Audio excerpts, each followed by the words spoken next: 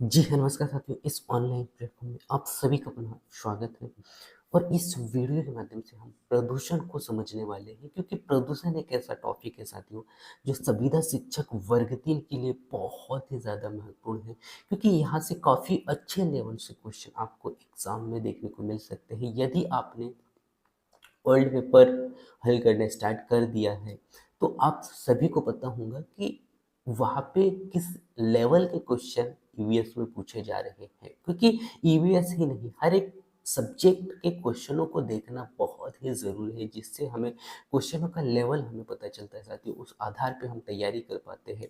सो इस वीडियो में हम प्रदूषण को बहुत ही डिटेल से समझने का प्रयास करते हैं और मैं ऐसा आशा करता हूँ कि आपने तैयारी काफ़ी अच्छे लेवल से करना स्टार्ट कर दिया है और टेस्ट हो या फिर प्रैक्टिस के लिए आपके पास में एक सबसे बेस्ट बुक होना बहुत ही ज़रूरी है साथियों। और ऐसा ही बुक जो मैंने यहाँ पे देखा और इसमें काफ़ी अच्छा रिसर्च भी किया और इस बुक को देखने के बाद में मुझे लगा कि ये संविदा शिक्षक वर्ग 3 के लिए काफ़ी अच्छा और बेस्ट बुक हो सकता है, जो कि काफ़ी अच्छे कंटेंट भी यहाँ पे देखने को मिले, क्वेश्चनों का लेवल काफ़ी अच्छा दिखा और डिटेल काफ़ी अच्छा यहाँ पे दिया गया है। सो आप ये देख पा रहे होंगे, चक्षु प्रकाशन के द्वारा ये प्रकाशित बुक है, जो कि काफ़ी अच्छा जो है इन्होंने इसे प्रकाशित किया है और काफ़ी जो है आसान लेवल से जो है क्वेश्चनों को यहाँ पे दिया है और बहुत ही अच्छे से एक्सप्लेन करके दिया है। तो इसको आप जो है प्रैक्टिस के लिए ट्राई कर सकते हैं साथियों। और इस बुक का जो लिंक है इसी वीडियो के डिस्क्रिप्शन में मिल जाएगा, सो वहाँ से जाके आप जो है ऑनलाइन बुक बुलवा सकते हैं, जो कि आपको अमेज़न या फिर फ्लिपकार्ट कहीं भी मिल जाएगा, ठीक है।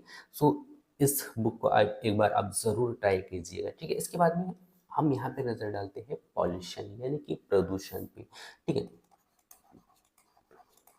प्रदूषण पे सो आपको पता है साथियों कि प्रदूषण क्या है और आज हम प्रदूषण को कैसे फैला रहे हैं, क्योंकि आज प्रदूषण इतना हो गया कि आज मानव ही नहीं, यानी कि मानव का स्वास्थ्य ही प्रभावित नहीं हो रहा है, बल्कि पूरा वायुमंडल में प्रदूषण का हाहाकार मचा हुआ है।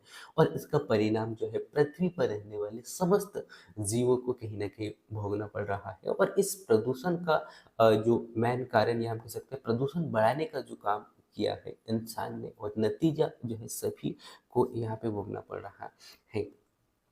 सबसे पहले हम नजर डालते हैं प्रदूषण के प्रकारों पे। सो प्रदूषण क्या है साथियों? वायुमंडल में अवांछनीय पदार्थों का मिलना व अन्य अनव्यावसायिक पदार्थों की अधिकता होना ही प्रदूषण कहलाता है। प्रदूषण को मैंने क्या बताया आपको कि वायुमंडल में अवांछनीय पदार्थों का मिलना या अन्य अनव्यावसायिक पदार्थों की अधिकता का होना ही प्रदूषण कहलाता है, ठीक है। ये आपको यहाँ पे याद रखना है, ठीक है। इसके बाद में यदि मैं यहाँ पे चर्चा करूँ साथियों प्रदूषक की, सो प्रदूषक क्या होता है? प्रदूषण उत्पन्न करने वाले पदार्थों को प्रदूषक कहा जाता है, ठीक है। यदि आपसे क्वेश्चन पूछे प्रदूषक क्या है, सो प्रदूषण उत्पन्न करने वाले पदार्थ को क्या कहा जाता है? प्रदूषण उत्पन्न करने वाले पदार्थ को प्रदूषक कहा जाता है, ठीक है।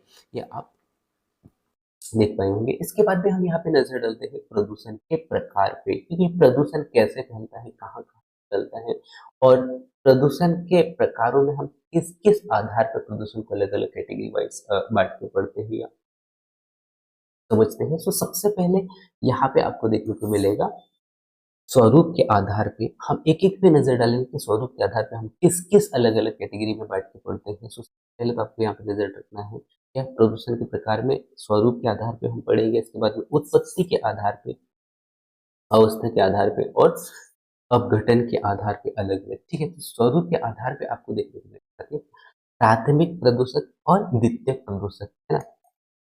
प्राथमिक प्रदूषक और द्वितीयक प्रदूषक के अंतर्गत हम पढ़ेंगे, और प्राथमिक प्रदूषक के अंतर्गत क्या हम देखने वाले हैं और क्या हम प्रदूषण करते हैं वो भी देखेंगे नेक्स्ट अगले पेज में। सबसे पहले हम नजर डालते हैं उत्पत्ति के आधार पे जो है प्रदूषण के प्रकार कौन कौन से हैं। तो आपको देखने को मिलेगा प्राकृतिक प्रदूषण हो सकते हैं और मानव जनित प्रदूषण। दो प्रकार से प्रदूषण जो उत्पत्ति के आधार पे सामान्यतः देखने को मिलता है, प्राकृतिक प्रदूषण और मानव जनित प्रदूषण, ठीक है। अवस्था के आधार पे देखने को मिलेगा आपको ठोस, द्रव और गैस रूप में। इसके बाद में अपघटन आप देख पा रहे होंगे। सो अपघटन के आधार पे आपको देखने को मिलेगा साथियों जैव निम्नीकरण और नेक्स्ट अगला अनिम्नीकरण, यानी कि जैव निम्नीकरण और जैव अनिम्नीकरण दो प्रकार से आपको देखने को मिलेगा। सो सबसे पहले हम यहाँ पे नजर डालते हैं स्वरूप के आधार पे जो प्राथमिक प्रदूषण है और द्वितीयक प्रदूषण है इनको पहले हम यहाँ पे समझ लेते हैं, ठीक है। सो प्रदूषण के प्रकार यदि आपसे पूछे तो प्रदूषण के प्रकार जो है सामान्यतः चार प्रकार के होते हैं, जो कि स्वरूप के आधार पे, उत्पत्ति के आधार पे, अवस्था के आधार पे और अपघटन के आधार पे।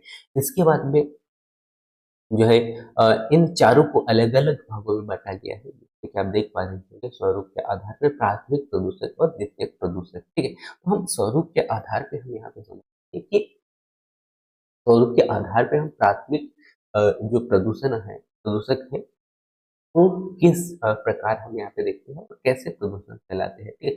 तो सबसे पहले हम नजर डालते हैं प्राथमिक प्रदूषक क्या होते हैं, कि वे प्रदूषण जो अपना स्वरूप नहीं बदलते हैं, मतलब यदि वे अपना स्वरूप नहीं बदलते हैं तो वे डायरेक्ट अटैक करते हैं, है ना, और मूल रूप से प्रदूषण करते हैं।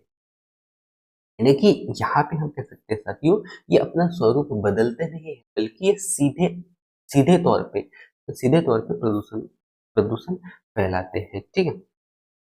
जैसे एग्जाम्पल के तौर पे आपको याद रखना है, उदाहरण के तौर पे अब इसके उदाहरण आपसे पूछे जा सकते हैं कि प्राथमिक प्रदूषक के अंतर्गत क्या आने वाला है। तो आपको याद रखना है सल्फर प्राथमिक प्रदूषक के अंतर्गत आपको देखने को मिलेगा, उदाहरण के तौर पे कार्बन डाइऑक्साइड, ठीक है। इसके बाद में नाइट्रस नाइट्रस नाइट्रस फिर सल्फर, इसके बाद में कार्बन मोनोऑक्साइड और क्लोरोफ्लोरोकार्बन। ये कुछ महत्वपूर्ण उदाहरण है जो कि आपको यहाँ पे याद रखना है, ठीक है। सो प्राथमिक प्रदूषक के अंतर्गत क्या क्या देखने को मिलेगा आपको, कार्बन डाइऑक्साइड, नाइट्रस ऑक्साइड, इसके बाद में जो सल्फर मैंने यहाँ पे कहा था सल्फर, कार्बन हो गया, ठीक है। उसके बाद में अमोनिया अमोनियम, उसके बाद में क्लोरोफ्लोरोकार्बन, है ना। तो ये कुछ महत्वपूर्ण प्राथमिक प्रदूषक के अंतर्गत आते हैं। अब ये ऐसे प्रदूषक है साथियों जो कि डायरेक्ट, है ना, डायरेक्ट प्रदूषण फैलाते हैं, है ना, डायरेक्ट प्रदूषण फैलाते हैं, जिससे जो है वायुमंडल में कोई भी जीव डायरेक्ट इसके चपेट में आता है, ठीक है। सो सबसे प्राथमिक प्रदूषक के अंतर्गत आपको ये उदाहरण रखना है, और प्राथमिक प्रदूषक वे प्रदूषक होते हैं जो कि अपना स्वरूप बदलते नहीं, बल्कि वे डायरेक्ट प्रदूषण फैलाते हैं, ठीक है। ये आपको याद रखना है। इसके बाद में मैं लेके चलता हूँ आपको द्वितीयक प्रदूषक के अंतर्गत क्या हम देखने वाले हैं, ठीक है। अच्छा, मैं यहाँ पे बता दूं साथियों, ये पिछली बार शायद यहाँ से क्वेश्चन पूछा भी गया है। प्राथमिक प्रदूषक के अंतर्गत एक बहुत ही महत्वपूर्ण उदाहरण क्या, डी डी टी, है ना, डीडीटी। सो डीडीटी को आपको याद यहाँ पे याद रखना है, कीटनाशक के रूप में जो है इसका उपयोग किया जाता है। तो इसका फुल फॉर्म आपको यहाँ पे याद रखना है, डाइक्लोरो, है ना, क्या है, डाइक्लोरोएथेन, डाइक्लोरो और डाइक्लोरो और डाइफिनॉल, डाइक्लोरो डाइफिनॉल, ट्राइक्लोरोएथेन, ठीक है। सो ये आपको यहाँ पे याद रखना है, ठीक है। मैं यहाँ पे लिख देता हूँ जिससे कि आपको याद रहेगा, ठीक है। क्या है, डाइक्लोरो डाइक्लोरो और क्या है, डाइफिनॉल,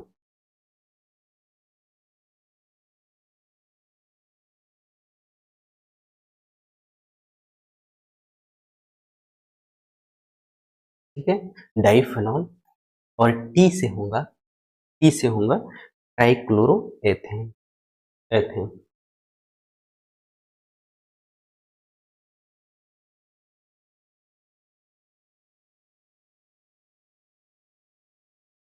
इसके बाद में हम यहाँ पे नजर डालते हैं द्वितीयक प्रदूषक के अंतर्गत। द्वितीयक प्रदूषक के अंतर्गत हम क्या देखते हैं यहाँ पे, सो द्वितीयक प्रदूषक के अंतर्गत आपको यहाँ पे देखने को मिलेगा क्या, कि इसका निर्माण द्वितीयक प्रदूषक का जो निर्माण होता है वो प्राथमिक प्रदूषक के अंतःकरण के द्वारा होता है, ठीक है।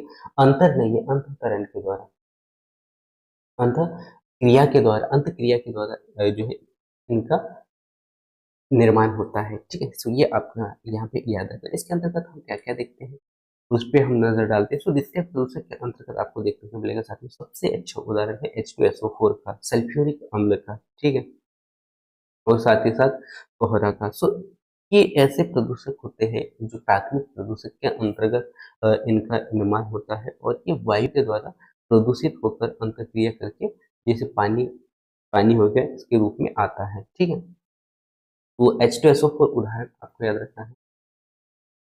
H2SO4, ठीक है, H2SO4 इसके बाद में आप कोहरा याद रख सकते हो। ठीक है, सो ये कुछ महत्वपूर्ण उदाहरण है। उसके बाद में O2 भी आप O3 भी आप याद रख सकते हो। ठीक है, तो द्वितीयक प्रदूषक के अंतर्गत मैंने यहाँ पे क्या-क्या बताया, H2SO4 और कोहरा और O3। अब ये उदाहरण आपसे पूछ सकते हैं। द्वितीयक प्रदूषक के अंतर्गत मैंने क्या बताया कि इसका निर्माण जो है प्राथमिक प्रदूषक की क्रिया के द्वारा उत्पन्न होता है। ठीक है, इसके बाद में अपघटन जो कि मैंने यहाँ पे स्टार्ट में बताया था, जो है प्रदूषक के प्रकार में सेकंड जो है अपघटन के आधार पर। ठीक है, सो अपघटन के आधार पर आपको यहाँ पे देखने को मिलेगा, जो आपको देखने को मिलेगा जैव निम्नीकरणीय। अब जैव निम्नीकरणीय के अंतर्गत क्या हम देखते हैं यहाँ पे, सो इन प्रदूषक को जैव निम्नीकरण प्रदूषक में होता है, इन निम्न प्रदूषक को सूक्ष्म जीवों द्वारा अपघटित किया जाता है। किससे अपघटित किया जाता है, तो सूक्ष्म जीवों के द्वारा अपघटित किया जाता है, क्योंकि जैव निम्नीकरण से ही आप समझ पा रहे होंगे कि इस प्रदूषक को इस प्रदूषण इसमें क्या करते हैं हम, इस प्रदूषकों को या इन प्रदूषकों को सूक्ष्म जीवों के द्वारा हम क्या करते हैं, अपघटित, यानी कि सूक्ष्म जीवों के द्वारा अपघटित किया जाता है, यानी कि इनका किया जाता है, इनका अपघटन किया जाता है। ठीक है, तो ये याद रखना है। अब इसके अंतर्गत उदाहरण क्या आपको देखने को मिलेगा, तो जैसे कि आपको पता है मल हो गया, है ना? मल का अपघटन किसके, सूक्ष्म जीवों के द्वारा होता है। उसके बाद में जो जानवर जो होते हैं, है ना? जानवर जो होते हैं जिनकी मृत्यु हो जाती है, उनको उनका जो अपघटन जो है वो किसके माध्यम से किया जाता है, सूक्ष्म जीवों के द्वारा किया जाता है। उसके बाद में जानवरों के गोबर भी आप कह सकते हैं या मृत जानवर, है ना? उसके बाद में मृत जानवर आप कह सकते हैं, ठीक है? या फिर गोबर, ठीक है? तो ये कुछ महत्वपूर्ण उदाहरण थे यहाँ पे दिखाने का प्रयास किया, जो कि आपको यहाँ पे याद रखना है। तो जैविक जैविक निम्नीकरण क्या होता है? जैविक निम्नीकरण वह निम्नीकरण है जिसमें सूक्ष्म जीवों के द्वारा इनका अपघटन किया जाता है, ठीक है? ये आप याद रखेंगे। इसके बाद में जैव अनिम्नीकरण के अंतर्गत क्या हम देखते हैं, तो जैव अनिम्नीकरण के अंतर्गत आपको यहाँ पे याद रखना है, इन प्रदूषकों के द्वारा सूक्ष्म जीवों के द्वारा अपघटित यहाँ पे नहीं किया जाता है ना? जबकि इससे पहले मैंने यहाँ पे क्या बताया था, जैव निम्नीकरण में हम जो पढ़ रहे थे उसमें हमने क्या पढ़ा था कि प्रदूषण जो है, तो जो प्रदूषकों को हम सूक्ष्म जीवों के द्वारा अपघटित कर सकते थे, लेकिन जैविक अनिम्नीकरण में हम यहाँ पे सूक्ष्म जीवों के द्वारा अपघटित नहीं कर सकते हैं, ठीक है? ये आपको यहाँ पे याद रख, अपघटित नहीं किया जा सकता है। तो अब कैसे होगा, उस पे हम यहाँ पे नजर डालते हैं। सो जैव अनिम्नीकरण के अंतर्गत उदाहरण आपको यहाँ पे देखने को मिलेगा, वो देखने को मिलेगा साथियों, जैसे प्लास्टिक हो गया, है ना? प्लास्टिक को हम जैव निम्नीकरण के द्वारा अ, अपघटित नहीं, यानी सूक्ष्म जीवों के द्वारा अपघटित नहीं कर सकते, क्योंकि पॉलीथीन एक ऐसा पदार्थ है जिसको नष्ट करना काफी मुश्किल यहाँ पे हो जाता है, और यहाँ पे इस प्रकार इमेज भी आप देख पा रहे होंगे, उदाहरण भी यहाँ पे डालते हैं। तो उदाहरण के तौर पे आपको याद रखना है, जैसे प्लास्टिक हो गया,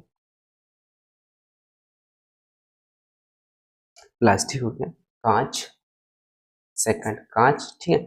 इसके बाद में नेक्स्ट अगला रेडियो संक्रिय तत्व भी आप कह सकते हैं, या फिर डीडीटी, जिसे हम रेडियो सक्रिय तत्व, इसे भी याद रख लीजिएगा, रेडियो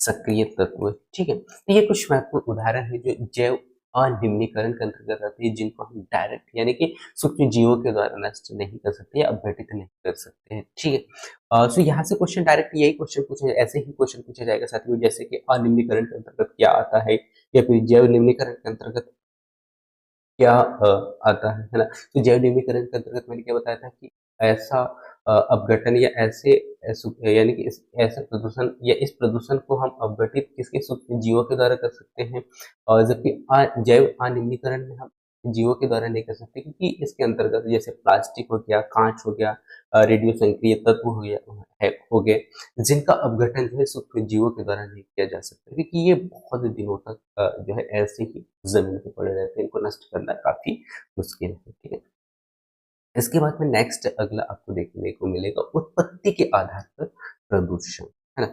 तो उत्पत्ति के आधार पर प्रदूषण जो है वो क्या है साथियों, सो उत्पत्ति के आधार पर मैंने बताया था आपको प्राकृतिक प्रदूषण पहला आपको ये देखने को मिलेगा। तो प्राकृतिक प्रदूषण क्या होता है, तो प्राकृतिक प्रदूषण वो प्रदूषण होता है जिसमें कि प्राकृतिक घटनाओं के द्वारा जो है उत्पन्न प्रदूषण प्राकृतिक प्रदूषण कहलाता है। ठीक है, सो ये आपको याद रखना है, प्राकृतिक प्रदूषण क्या होता है, प्रकृति से उत्पन्न प्रदूषण, प्रकृति से उत्पन्न प्रदूषण प्राकृतिक प्रदूषण कहलाता है। जैसे कि ज्वालामुखी आप देख पा रहे होंगे, है ना, तूफान आप देख पा रहे होंगे, तो ये किसके अंतर्गत आएंगे, प्राकृतिक प्रदूषण के अंतर्गत आने वाला है। ठीक है, तो सबसे पहला आपको याद रखना है ज्वालामुखी। ठीक भाई, ज्वालामुखी हो गया, उसके बाद में विस्फोट हो गया, ज्वालामुखी विस्फोट, उसके बाद में भूकंप, है ना, भूकंप आपको याद रखना है। इसके बाद में वनों में आग,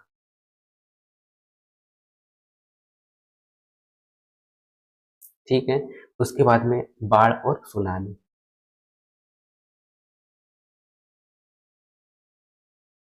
और सुनामी, ये कुछ महत्वपूर्ण उदाहरण है जो कि आपको प्राकृतिक प्रदूषण के अंतर्गत याद रखना है। ठीक है, इसके बाद में मैं लेके चलता हूँ मानव जनित प्रदूषण, मानव के द्वारा जो है मानव के द्वारा उत्पन्न प्रदूषण, मानव जनित प्रदूषण होता है। मानव मानव के द्वारा जो उत्पन्न प्रदूषण होते हैं वो क्या कहलाते हैं, मानव जनित प्रदूषण कहलाते हैं। ठीक है, अब इसके अंतर्गत हम यहाँ पे देख सकते हैं जैसे ईंधन को जलाना, किसके द्वारा ईंधन जलाया जा रहा है, इंसान के द्वारा ही जलाया जा रहा है। उसके बाद में इसमें ज्वलन में आपको देखने को मिलेगा SO2 या NO, है ना। तो उदाहरण, इसके उदाहरण आपको यहाँ पे याद रखना है, उदाहरण आपको याद रखना है, ईंधन को जलाना,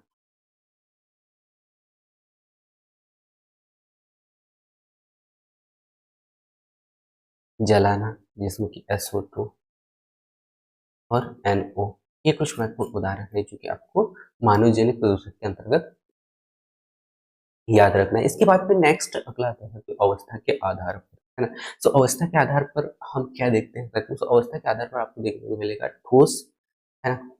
तो ठोस क्या होता है, ठोस एरोसोल, यानी कि एरोसोल में होते हैं छोटे छोटे कण, छोटे छोटे कण, या हम कह सकते हैं कि धूल के कणों, धूल के कण, है ना, धूल के कण इत्यादि से जो अवस्था यहाँ पर उत्पन्न होती है इन कणों से अधिक, यानी कि कणों से, या हम कह सकते हैं उद्योग से निकलने वाले ठोस अपशिष्ट पदार्थ जो है इस ठोस अवस्था के अंतर्गत हमें देखने को मिलते हैं, जिसमें कि एरोसोल के छोटे छोटे कण हो गए, धूल के कण हो गए, या फिर उद्योग से निकलने वाले ठोस अपशिष्ट पदार्थ जो है यहाँ पे हमें देखने को मिलते हैं। ठीक है, इसके बाद में नेक्स्ट अगला आपको याद रखना है क्या, द्रव।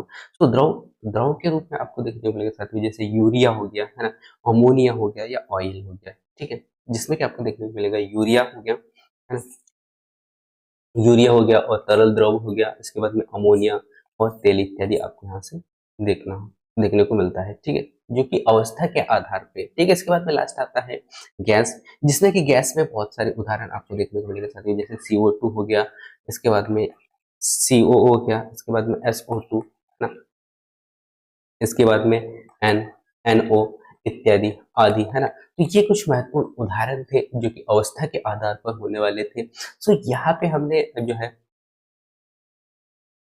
प्रदूषक को अलग अलग प्रकार में बांट के देखा साथियों। उसके बाद में हम प्रदूषक को इस वीडियो में खासकर हम प्रदूषक को समझे कि प्रदूषक को अलग अलग कितने भागों में बांट सकते हैं और पढ़ सकते हैं। ठीक है, सो ये एक छोटा सा वीडियो था जिसमें कि काफी अच्छा कंटेंट यहाँ पे मैंने आप लोगों तक शेयर करने का प्रयास किया। सो इस क्लास को एक बार आप अच्छा से देखिएगा साथियों, और इसका PDF जो है आपको इसी वीडियो के डिस्क्रिप्शन में मिल जाएगा, तो वहां से जाके डाउनलोड करके इसको पुनः फिर से देख लीजिएगा, जिससे कि आपका डाउट कुछ भी नहीं रहना चाहिए। और इस क्लास में मैंने कुछ खास नहीं बताया है, बस यहाँ पे प्रकार बताया है, और उसके बाद में हम एक एक पॉइंट को समझने का प्रयास यहाँ पे किए हैं। ठीक है, सो मैं उम्मीद करता हूँ साथियों कि ये क्लास आपको अच्छा लगा होगा, अच्छा लगा हो और आप इस चैनल में नए हैं तो चैनल को सब्सक्राइब कर सकते हैं, जिससे कि मैं ऐसे ही यहाँ पे क्लासेस अपलोड करता हूँ वो आपको मिलता रहे, ठीक है। तो thank you, thanks for watching. आपको मिलते हैं नेक्स्ट अगले क्लास में, तब तक जय हिंद, वंदे मातरम।